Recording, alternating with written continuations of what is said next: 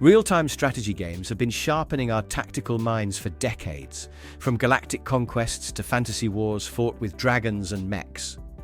They're the perfect mix of thinking fast, building smart, and outmaneuvering your opponent when every second counts. In today's video, we're shining some light on the 10 of the very best RTS titles ever made. Some reinvented the genre, some defined it, and others pushed its limits. So, let's break down the ultimate RTS experiences worth revisiting today.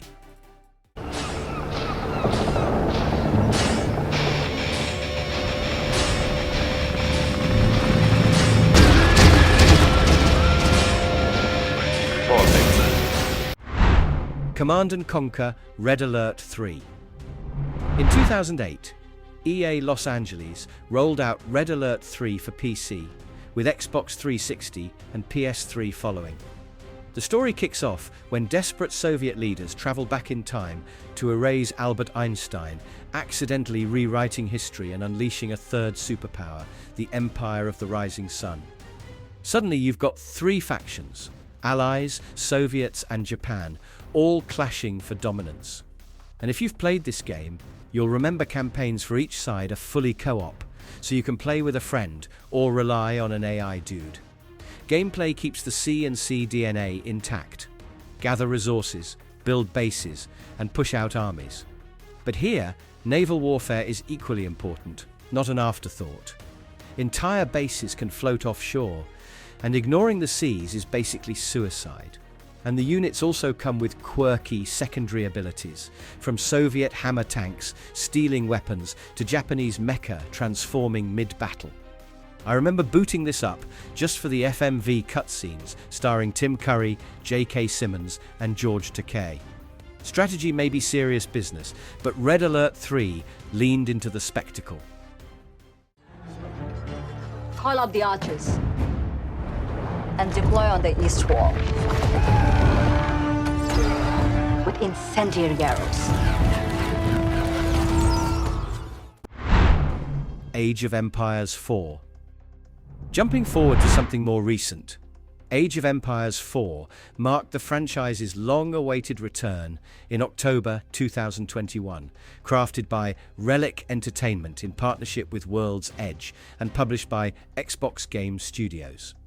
Unlike its Ensemble Studios predecessors, this entry had the tough job of honoring decades of legacy while modernizing the formula. The setting spans from the early Middle Ages all the way to the Renaissance, with campaigns spotlighting figures like William the Conqueror and Joan of Arc. Instead of just throwing battles at you, the developers added documentary-style narration and cinematic storytelling, which made the entire thing feel like a playable history lesson. On the gameplay side, it sticks to the series' core loop: gather resources, build towns, and expand armies. But the real kicker lies in how civilizations play differently. At launch, there were 8, including English, Mongols, and Chinese. Over time, expansions like the Sultan's Ascend and Knights of the Cross and Rose introduced new and variant civilizations, dramatically reshaping multiplayer metas. Originally on Windows, it hit Xbox consoles in 2023 and will be finally hitting PlayStation 5 in November 2025. So no matter your platform, medieval conquest is back on the menu. The strategic options in StarCraft 2 are endless, but the fundamental gameplay mechanics are simple. Gather resources, assemble your forces, and defeat your opponents. StarCraft 2. Before esports exploded into stadium-filling events, Blizzard Entertainment dropped StarCraft 2, Wings of Liberty, in July 2010 for Windows and Mac, turning competitive RTS into a global obsession.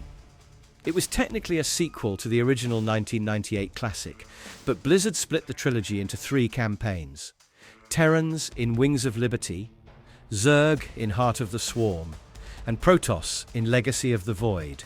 Set 4 years after Brood War, the Terran-focused story follows Jim Raynor and his ragtag rebels, Raynor's Raiders, as they push back against Emperor Arcturus Mengsk's dominion, while hunting down mysterious Xel'Naga artifacts.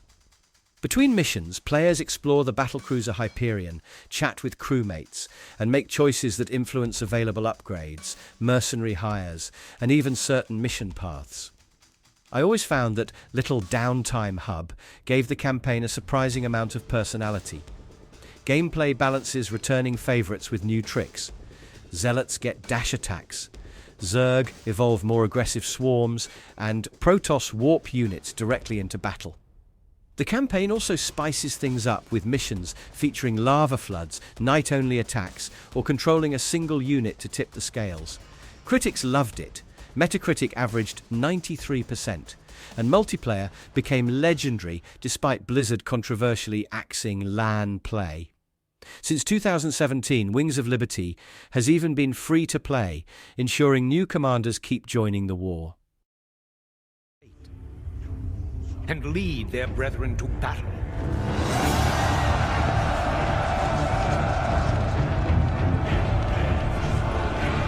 As mortal armies rush blind. Warcraft III. Blizzard had already struck gold with Warcraft II and StarCraft, but in July 2002 they went 3D for the first time with Warcraft III: Reign of Chaos. Development actually began back in 1998, after the cancellation of the point-and-click Warcraft Adventures, Lord of the Clans. What emerged was not just another RTS.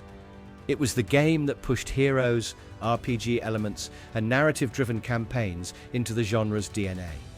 The story unfolds across 4 factions: humans, orcs, undead, and night elves. You follow Arthas Menethil's tragic descent into becoming a Death Knight, Thrall's exodus to Kalimdor, Tyrande Whisperwind's awakening of the Druids, and the final desperate alliance against Archimonde and the Burning Legion. I'll admit, watching Arthas cull Strathome in the campaign still sticks with me as one of the most shocking RTS moments ever. Gameplay has the usual resource gathering, gold, lumber, food, with new wrinkles like upkeep penalties and a full day night cycle. Multiplayer thrived on Battle.net, while the World Editor gave us Defense of the Ancients, the mode that launched the MOBA genre. The game sold over 4 million copies and remains massively influential. And if you want a modern touch, Warcraft III. Reforged arrived in 2020. Though fans will tell you the 2002 classic is still the definitive way to play. Go, go, go!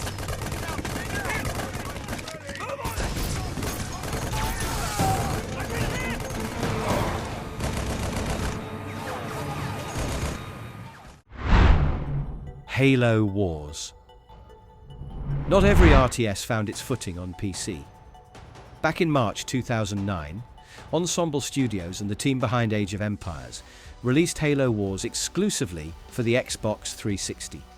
It was their swan song, and fittingly, the game showed how a controller-based RTS could actually work. Later, a definitive edition hit PC and Xbox One in 2016, and a full sequel arrived in 2017 from 343 Industries and Creative Assembly. The plot drops you into the Halo universe in 2531, decades before Master Chief's adventures. Aboard the warship Spirit of Fire, Captain Cutter, Sergeant Forge, and Professor Anders lead humanity's fight to stop the Covenant from unlocking a dormant fleet of Forerunner warships. Along the way, Spartans hijack enemy vehicles, the parasitic flood show up to ruin everyone's day, and there's even a heroic sacrifice to seal the story. And honestly, the cinematic cutscenes could have passed for a full Halo movie. Gameplay stripped things down to fit a controller. Radial menus, simplified resource management, and a rock-paper-scissors unit balance kept matches brisk.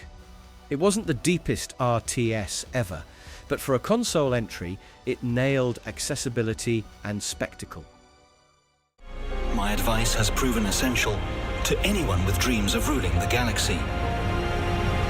I've been present for battles fought to the last man, woman, and/or fungal spore. Stellaris. Sometimes an RTS hands you the entire galaxy instead of a battlefield, And that was the case in May 2016 when Paradox Development Studio launched Stellaris on Windows, macOS and Linux, with console editions arriving in 2019.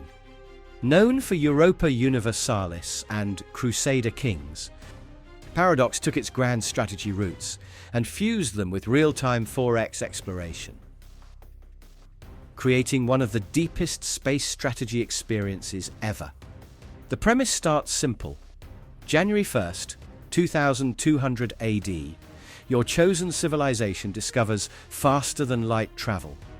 From there, you're charting hyperlanes, colonizing planets, and meeting alien empires, sometimes as allies, sometimes as rivals.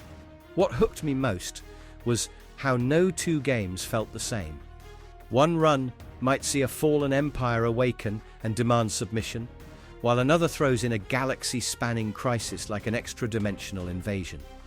Gameplay revolves around building your economy, energy credits, minerals, alloys, and more, advancing tech, and managing POPs across your empire.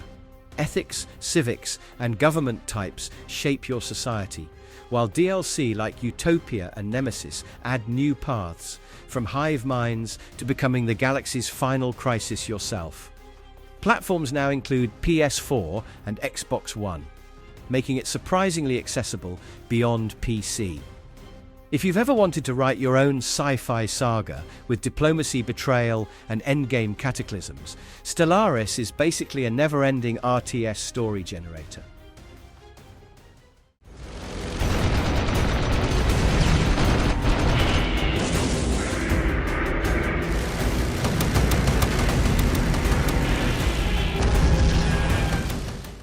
Steel Division 2. World War II has been covered in countless strategy titles, but Steel Division 2 from Eugen Systems takes things to an almost overwhelming level of detail. Released in 2019, this sequel to Steel Division, Normandy 44 Shifts, focused to Operation Bagration, the massive Soviet offensive against Nazi Germany in 1944. Interestingly, Paradox Interactive had published the first game, but this time Eugen went fully independent, shaping the project around fan feedback. Unlike many RTS titles, the single player introduces dynamic strategic campaigns, which play out turn by turn on huge maps up to 150 by 100 kilometers.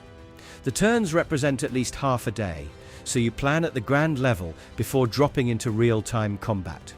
And trust me, those engagements feel cinematic, with one-to-one scale battlefields and units drawn from over 18 divisions, or more than 600 units if you factor in DLC.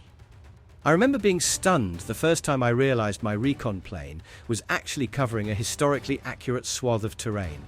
Multiplayer is equally ambitious, supporting up to 10 versus 10 clashes across 25 maps. It's a slower, more deliberate RTS, but one that rewards patience with immersion.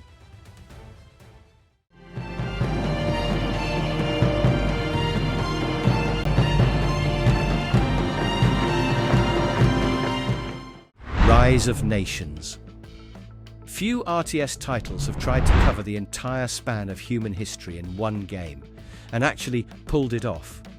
Big Huge Games released Rise of Nations in 2003, published by Microsoft, and it quickly became a genre-defining experiment in scale. The Extended Edition, launched on Steam in 2014, bundled in the Thrones and Patriots expansion with modern upgrades like improved textures, multiplayer integration, and cloud saves. The concept is bold. You start with a single city in the ancient age and push forward through epochs, eventually fielding tanks, battleships, and stealth bombers. The campaign mode, Conquer the World, ties dozens of scenarios together. But what really hooked me were the choices between going economic, scientific, or military at any given moment. Nations feel distinct too. 18 playable civilizations that come with their powers and units. Gameplay is classic RTS resource gathering with territory borders. Expand and you extend your cultural influence, but overreach and your economy suffers.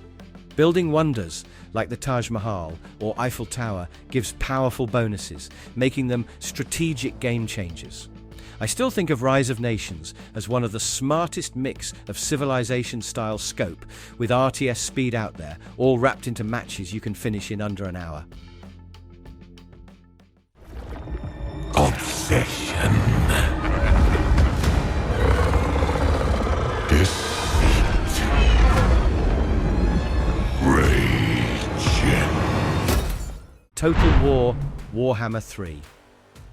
Creative Assembly and Sega launched Total War Warhammer III in February 2022, wrapping up their Warhammer Fantasy trilogy with the most ambitious entry yet. Built on the series' trademark mix of turn-based empire management and real-time tactical battles, it's also the one that feels the biggest.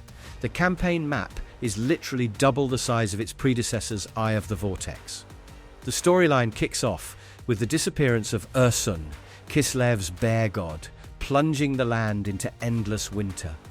Factions from Grand Cathay and Kislev to the four Chaos gods all scramble to reach him, while the Demon Prince, a fully customizable lord who can pledge to Khorne, Tzeentch, Nurgle or Slaanesh, acts as a wildcard.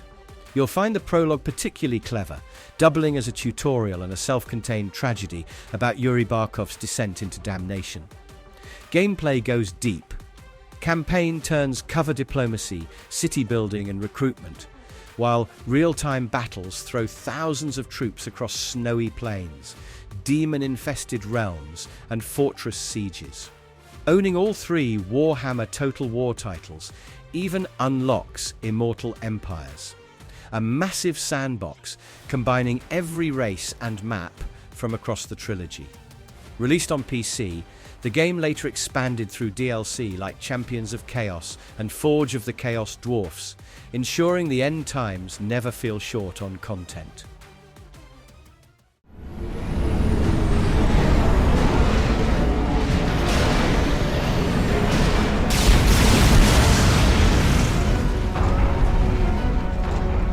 Multiple hostiles closing in. Supreme Commander Forged Alliance. Gas-powered games followed up their ambitious Supreme Commander with a standalone expansion in late 2007, Forged Alliance, published by THQ. Even though it's technically an expansion, you don't need the original to play. And in some ways, it feels like a proper sequel thanks to its scale and narrative punch. The story unfolds in the 39th century, just after the firing of Black Sun. That event cracks open a rift to the quantum realm, unleashing the Seraphim, an alien race long thought extinct. They ravage Earth and tear through the major factions, forcing the UEF, Cybran Nation, and Aeon loyalists into an uneasy coalition. The campaign's tension builds around betrayals, collapsing alliances, and finally Princess Rianne's sacrifice to seal the rift from within. And man, the weight of that ending. It gave this expansion a surprisingly emotional punch for a large-scale RTS. Gameplay sticks to the series' signature formula: air, land, sea, and information warfare all at once. Forged Alliance refines pathfinding, interface flow, and air combat dynamics, while introducing new units and the Seraphim faction itself. The UEF even gains controllable orbital weaponry, forcing opponents to rethink strategies. Available on PC, it remains a classic for players who love RTS campaigns that balance epic scale with refined mechanics. And that's all about the 10 RTS legends that continue to stand tall in gaming history. They redefined what strategy could mean through storytelling mechanics and sheer scale.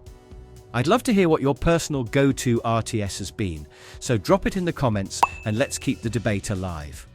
Don't forget to like, subscribe, and ring the bell if you want more deep dives into classics and modern strategy. Until next time, keep commanding wisely. The storm wins!